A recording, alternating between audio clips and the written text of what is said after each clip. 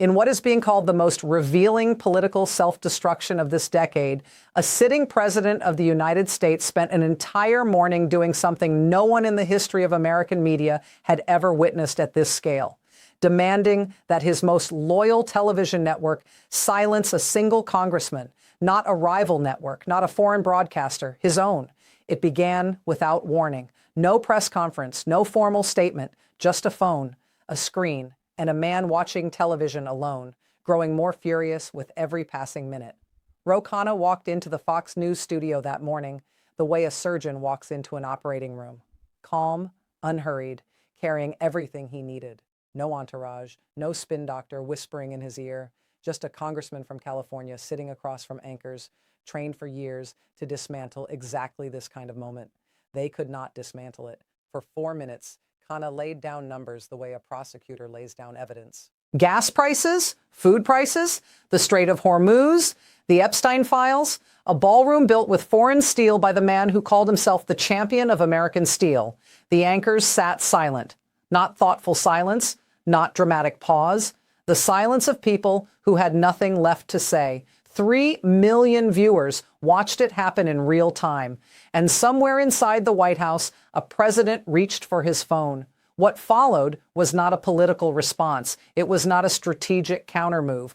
What followed was something far more dangerous and far more telling. Because when you hear what Trump actually revealed in those posts, not what he said, but what he could not stop himself from saying, you will understand why that morning was not just a bad day for one man. It was the moment the architecture began to crack. Everyone assumed the threat would come from the left, a rival network, a hostile journalist, an opposition campaign sharpening its message for the next election cycle. That is what the machinery was built to withstand. That is what the talking points were designed to deflect. The entire apparatus, the anchors, the chyrons, the curated guest lists, the carefully rehearsed rebuttals, existed for one purpose: to make sure the story stayed controlled. It was not a rival network that broke the control. It was 4 minutes of uncontested truth on friendly airwaves. Not because Ro Khanna said something unprecedented, not because Fox News suddenly developed a conscience, but because when the anchor had every opportunity to push back and reached for the rebuttal, there was nothing structurally sound to grab onto. The talking points existed. The instinct was there.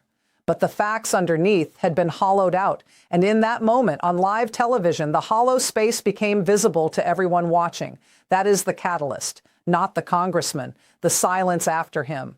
Trump had spent months constructing a specific version of reality. Tariffs were saving American steel. The economy was surging. The Iran conflict was necessary, controlled, and winning. Every appearance on Fox had reinforced that architecture.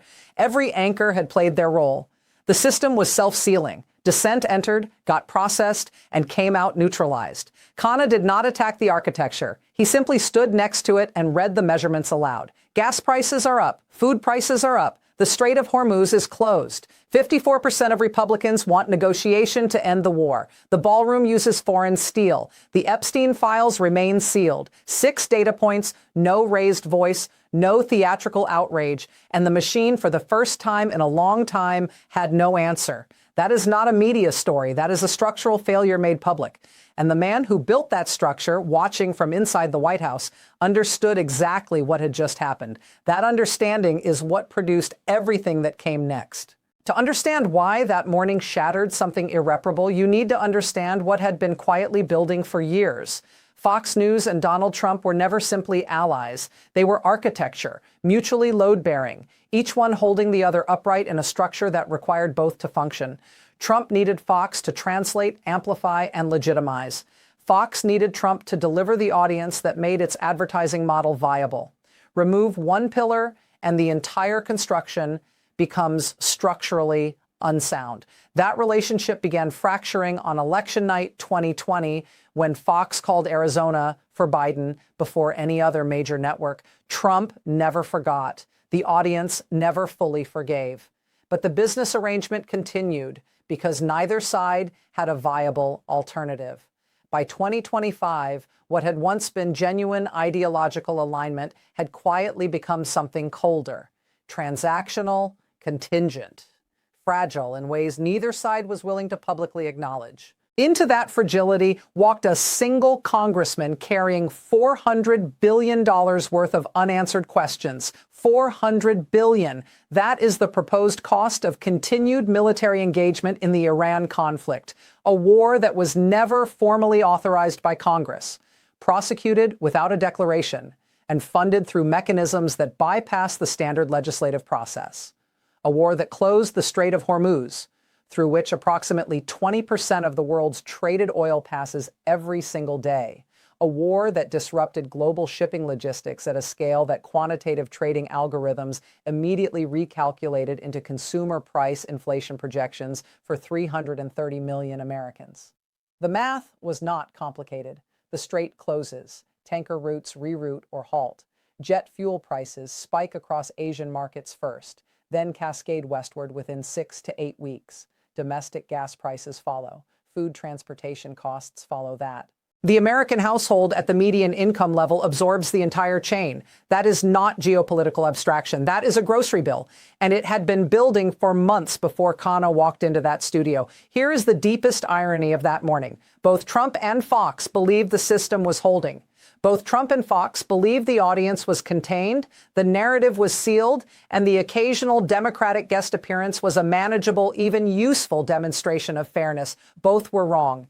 Because 54% of Republican voters, not Democrats, not independents, Republicans, had already told pollsters they wanted a negotiated end to the Iran war. The audience had moved.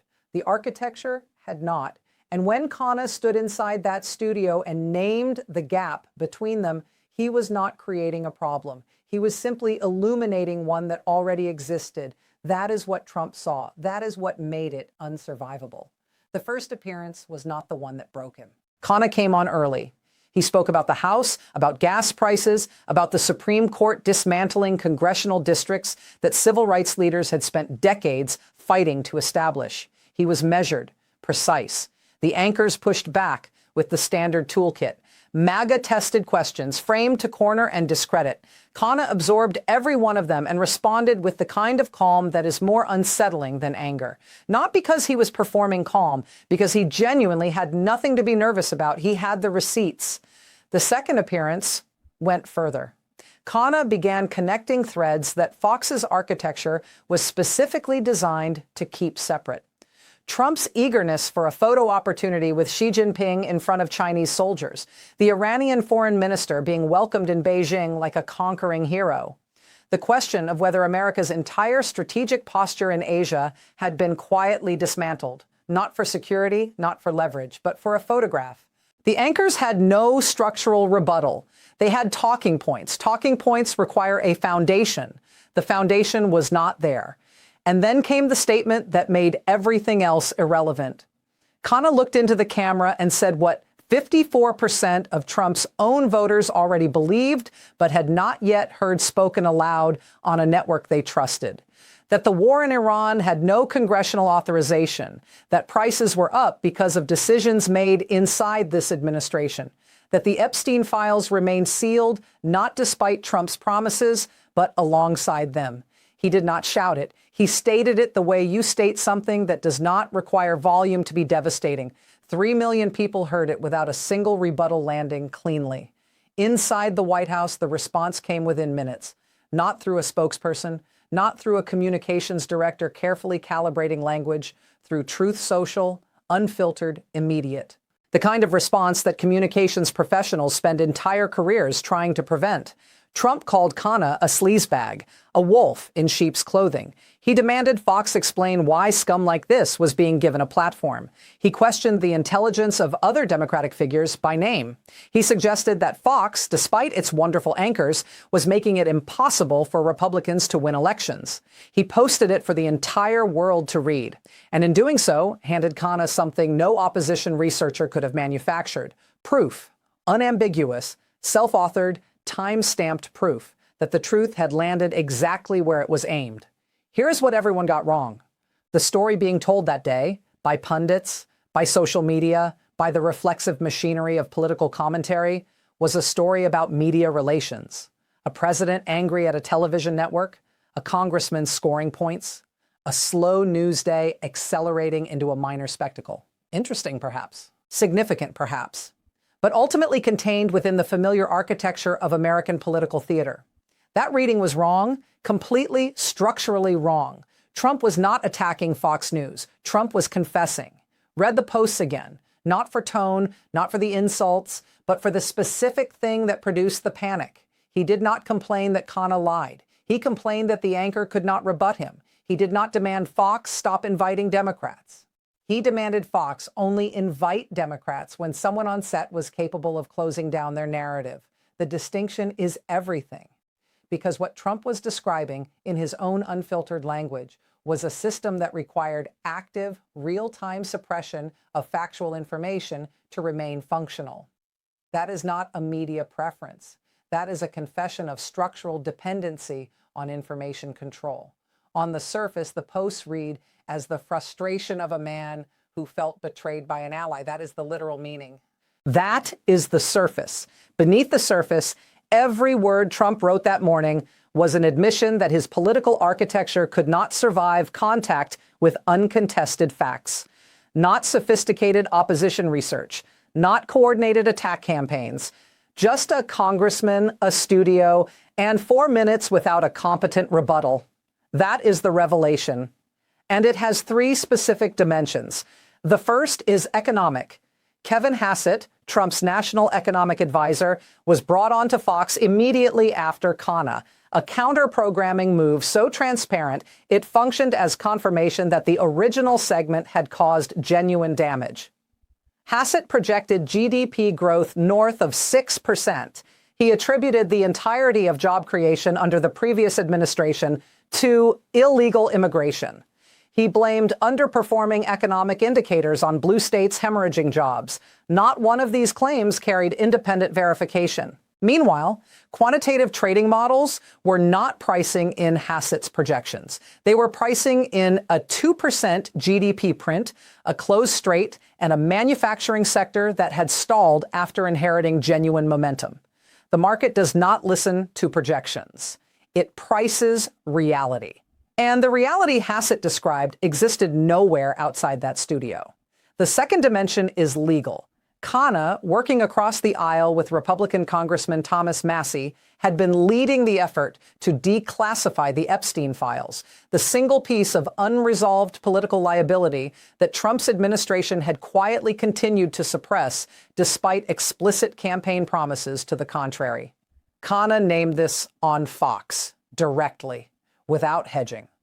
The moment it landed on 3 million screens simultaneously, it became part of the public record in a way that Truth Social posts and spin cycles could not retroactively contain. Trump's second post of the day, attacking Khanna again, was not a continuation of frustration. It was an attempt at burial that arrived too late. The third dimension is geopolitical. Khanna asked a question that no Fox anchor had put to a Trump surrogate with any seriousness. If Trump had dismantled America's security architecture across Asia, dissolved alliances, withdrawn strategic commitments, repositioned the United States away from its traditional partners, and the primary visible return on that repositioning was a scheduled photo opportunity with Xi Jinping, then what precisely had been traded, and for what? While that negotiation was ongoing, Iran's foreign minister was in Beijing receiving a state welcome. China and Iran were consolidating. The Strait of Hormuz remained closed, and American consumers were paying for every single one of those decisions at the gas pump and the grocery store. This is not a headline. This is a load-bearing chain of consequences. One congressman named the chain on the right network at the right moment without flinching, and a president watching alone reached for his phone because he had nothing else left to reach for. Numbers do not bleed. That is the oldest problem in political journalism. You can say $400 billion and the human brain processes it as abstraction. You can say 330 million people affected and the mind smooths it into a statistic. The scale becomes the shield. The magnitude becomes the distance. So remove the magnitude. Go smaller, go specific, go to Pittsburgh. There is a steelworker in Pittsburgh who voted for Donald Trump twice, not reluctantly, enthusiastically, because the promise was direct and the promise was personal. American steel, American jobs, American mills running again after decades of watching them go quiet. He believed it because he needed to believe it. Because the alternative was accepting that the industry his father worked in and his father's father worked in was gone and not coming back. Ro Khanna said something on Fox that morning that this man had not heard on that network before. He said that the ballroom in Trump's own building had been constructed using foreign steel, not domestic. Not the steel from mills in Pennsylvania or Ohio or Indiana. Foreign, imported. From the country whose trade practices Trump had spent 4 years identifying as the primary threat to American industrial survival. The steelworker did not need a policy briefing to understand what that meant. He needed 30 seconds. Now go to a kitchen table in Columbus, Ohio, a household running on 2 incomes, both working, neither comfortable. The monthly budget is not a spreadsheet. It is a negotiation conducted in real time at the checkout line. What stays in the cart? What goes back? The family had noticed gas prices climbing for 3 consecutive months. They had noticed the grocery bill expanding in ways that their income had not. They had heard the word tariffs without fully understanding the mechanism. They had not heard anyone explain in plain language that the Strait of Hormuz being closed was not a distant geopolitical event. It was the reason the number on the pump was what it was. It was the reason the cart had fewer items than it did 8 months ago. Khanna explained the mechanism on Fox that morning, clearly, without jargon, without condescension. The anchor had no rebuttal, and then came Hassett, polished, confident, arriving on set to perform the function of reassurance. He told the audience that almost all job creation under the previous administration had been driven by illegal immigration. He offered no methodology, no sourcing, no independent verification of any kind. He projected 6% GDP growth with the certainty of a man who had projected prosperity immediately before 2 of the worst economic contractions in modern American history, the dot-com collapse and the 2008 financial crisis. The record was not hidden. It was simply not mentioned. Khanna's record, by contrast, was visible and checkable. Every number he cited existed in public data. Every claim he made could be verified by anyone with an internet connection and 10 minutes. Trump responded by calling him a sleazebag.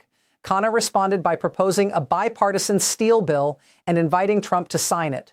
One of those responses required facts. One required only a phone. The difference was not subtle. It was not hidden. 3 million people saw exactly which was which. 3 hours after the first post, Trump posted again. This time the target expanded. Not just Khanna, not just the segment. Jackie Heinrich, the anchor who had sat across from Khanna and found nothing to say, was now named directly. The communications apparatus that was supposed to contain damage had instead confirmed, through the president's own words, that the damage was real and spreading. Every subsequent post was not a counteroffensive. It was a timestamp, a public record of exactly how far the original 4 minutes had penetrated. 6 hours after the broadcast, Khanna posted his steel bill proposal. Not a criticism, not a retort, a piece of legislation, bipartisan, co-signed, addressed directly to the president by name. The move was surgical in its precision. It took Trump's central economic claim, the revival of American manufacturing, and reframed it as a test. Here is the bill. Here is the mechanism. Sign it, and the claim becomes real. Decline, and the claim becomes something else entirely.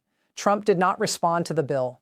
24 hours after the broadcast, polling data that had been quietly accumulating for weeks broke into public visibility.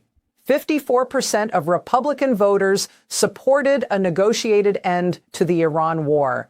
That number had not appeared on Fox with any prominence before Khanna named it on air. Now it was everywhere. The audience that the architecture had assumed was contained had already moved. The network had simply not told them what they already believed. The energy markets registered the strait closure with the cold arithmetic of systems that do not process ideology. Shipping insurance premiums for Persian Gulf routes had increased. Tanker rerouting added weeks to delivery timelines. Jet fuel prices in Asian markets were already elevated. The transmission mechanism to American consumer prices was not hypothetical. It was underway. It operated on a 6 to 8 week lag. The grocery bill in Columbus was going to get worse before any policy reversal could intervene. And beyond the economics, something quieter was shifting. America's allies in Asia had been watching the strategic repositioning with increasing unease. The dismantling of security commitments, the withdrawal from traditional alliance structures, the signal sent by prioritizing a photograph over a posture. These were being processed by governments in Tokyo, Seoul, and Canberra, not as temporary adjustments, but as permanent recalibrations of American reliability. A foreign correspondent covering the region captured it without diplomatic softening. This is not a New York real estate deal. He is the commander-in-chief. One morning, one congressman, one uncontested 4 minutes. The ripple had no visible edge. $400 billion in unauthorized war spending. One morning. 3 million viewers and 54% of Republican voters who were never supposed to hear what they heard. 330 million Americans absorbing the cascading cost of decisions made for reasons that had nothing to do with their grocery bills or their gas tanks or their children's futures. That is the ledger. Not a media story, not a ratings dispute, not a president venting frustration at an imperfect ally, a structural exposure, public, time-stamped, self-authored, of a political architecture that could not survive 4 minutes of uncontested fact delivered by one man who walked into enemy territory carrying nothing but the truth and the willingness to speak it plainly to people who needed to hear it. The machine reached for its phone. The congressman reached for a steel bill. History will note which response required facts. And history will note what Ro Khanna said, not in anger, not in triumph, but with the quiet certainty of someone who understood exactly why the moment mattered and exactly what it required. This is why I go on Fox. This is why I talk to everyone. You are watching 24 Hour Movement. Subscribe so you don't miss what comes next.